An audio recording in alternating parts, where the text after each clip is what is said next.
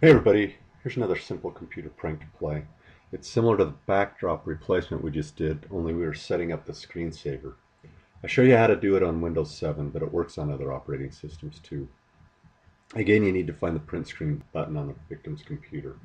It is usually in the upper right hand corner of the keyboard and labeled with something like PRTSC or PRTSCN.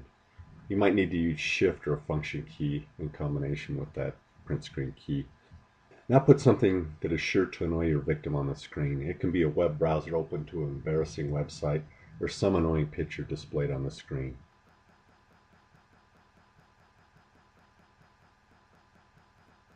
I'm going to bring up a picture of a gopher.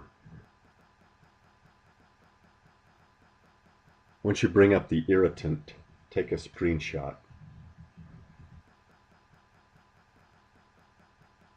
Then click on Start, type in Paint, hit Return.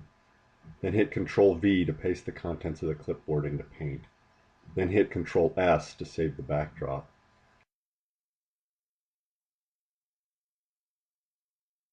Navigate to an empty directory and write out the backdrop.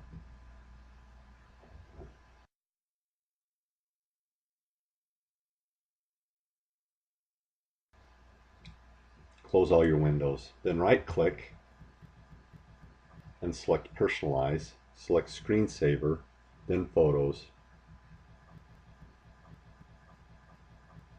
and Browse.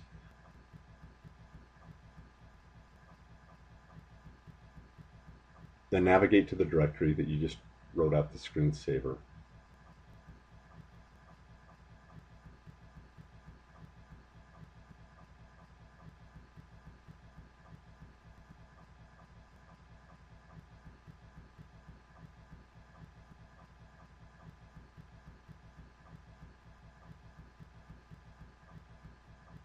Make sure and set your sleep time low. In this case, I've got it at 1 minute.